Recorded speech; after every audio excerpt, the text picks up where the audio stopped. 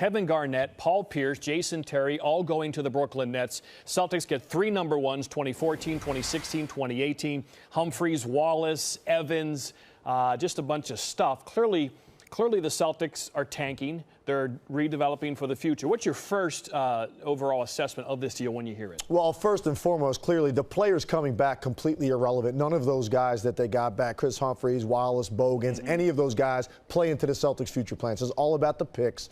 It's all about sending really Pierce and Garnett somewhere because neither one of those guys wanted to be in any sort of rebuilding mode. Right. They get an opportunity now to go play for a team that can contend.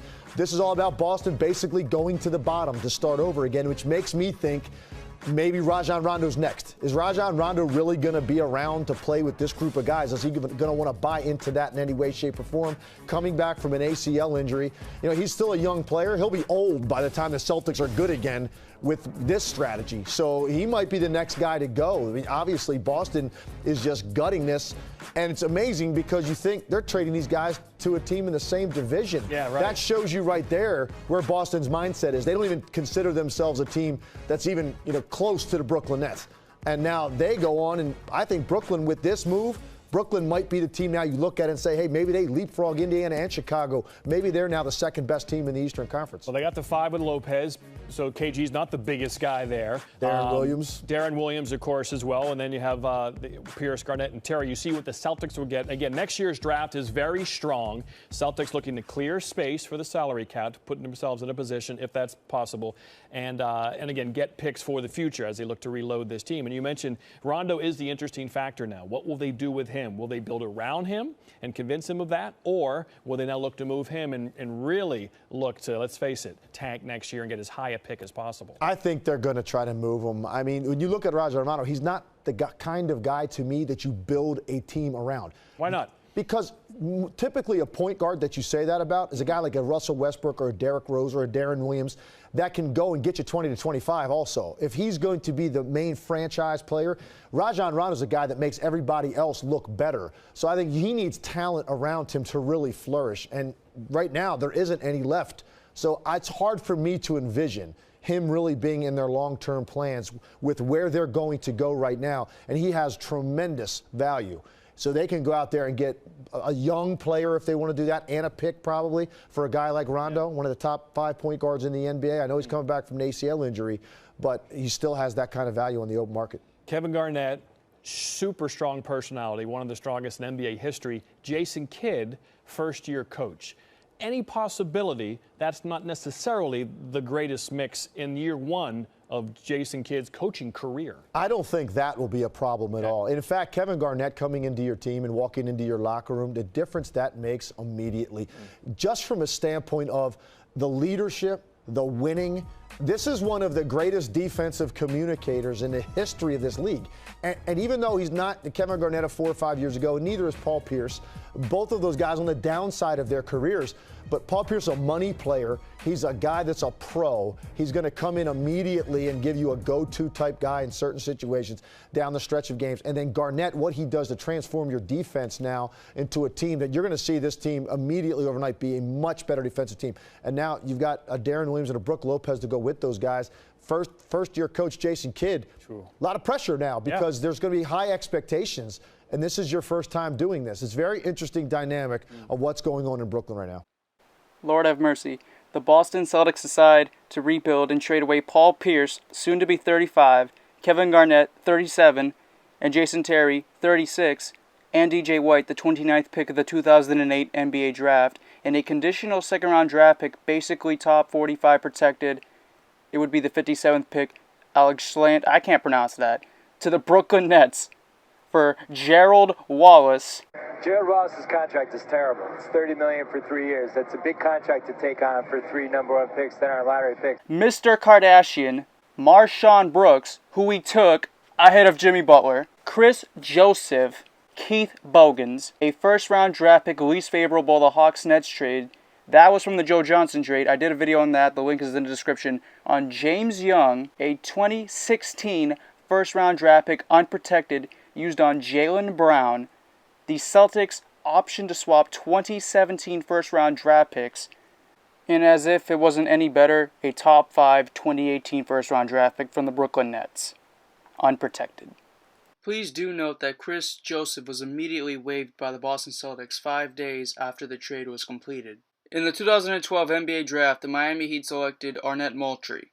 They later shipped him to the 76ers for the rights to Justin Hamilton and a future first-round pick. But because the Philadelphia 76ers kind of just went on tank mode for the past 3 years, it later turned into 2015 and 16 second-round picks for the Boston Celtics. In a 3-team deal with the Miami Heat when they were still relevant and going for the three-peat, and the Golden State Warriors prior to their relevance, trade Jordan Crawford, who wasn't a part of the first trade, and Marshawn Brooks, who was, for Joel Anthony, a first-round draft pick from the Philadelphia 76ers, which turned into 2 second-rounders, for Jordan Mickey, who was later waived, and Deyonta Davis, who would later be traded along with the 35th pick, that same draft, for a future Clippers first-round draft pick that is lottery protected in 2019 and 2020, and the Miami Heat second-round pick later used on Benjamin Batil. Chris Humphrey's only year in Boston, 8.5 points a game, 6 rebounds a game. That's not bad stats in the NBA. So they traded Chris Humphrey to the Wizards for a top 49 protected second-round pick and a trade exemption. With the 17th pick in the 2014 NBA Draft, the Boston Celtics select James Young from the University of Kentucky.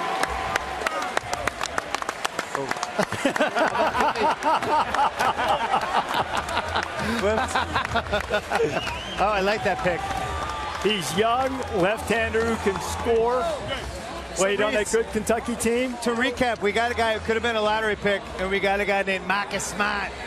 Perfect Boston athlete, right? To recap, you got a guy from the Mitten, Michigan. I've been watching this guy play since he was in high school. Silky smooth lefty that can shoot the three, finish at the hoop, and plays winning basketball. I'm so mad I'm going to be on YouTube now for that fist pump.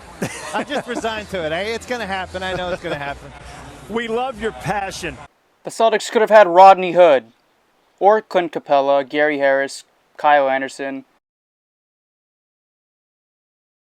Boston Celtics were able to move Keith Bogans to the Cleveland Cavaliers along with 2 second-round draft picks that weren't even used for Dwight Powell, who would later be used in the Rajon Rondo trade. And the 3 names below were waived. The 2016 second-round draft pick, Abdul Nader, would be the Rookie of the Year in the now renamed G League, and a 2017 second-round draft pick used on Kadeem Allen. Then the Celtics managed to trade Joel Anthony to the Pistons for Will Bynum. In the 2015 offseason, somehow the Celtics were able to trade Gerald Wallace's contract for David Lee and then waive David Lee mid-season. Celtics select Jaylen Brown.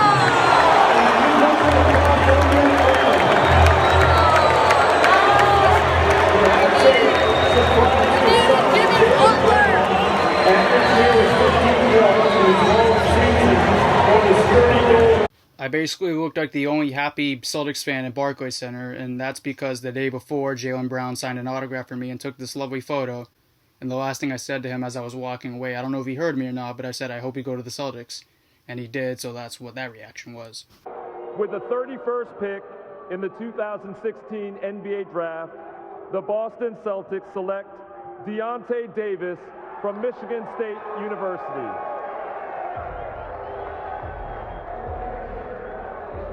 I know it's been a disappointing night in many ways for Deyonta Davis, but much like his fellow Michigan State former player Draymond Green, Deyonta will be able to use this as motivation. Getting the Celtics hat at the moment, as Jeff Goodman just reported, this pick is on its way to Memphis, where Deyonta Davis will have a chance on a team that used more guys than anybody a year ago. Now let me defend myself.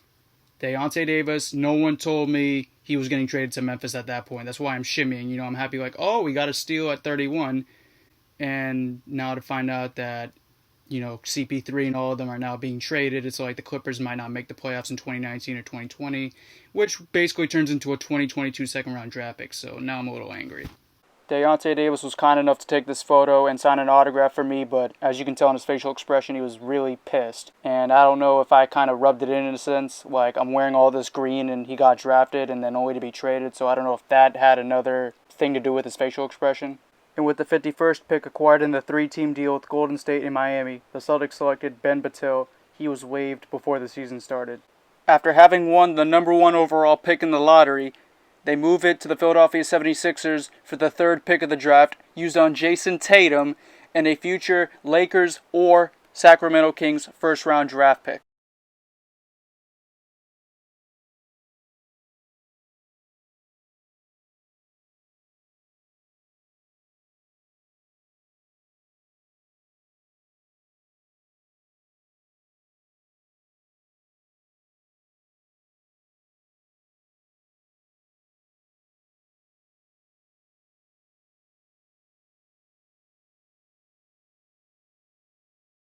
To be fair, everyone's saying that Josh Jackson was the better prospect, but realistically, if he didn't want to play for the Celtics and made Danny Ainge fly all the way to Sacramento to cancel, a workout, what's the point of taking him?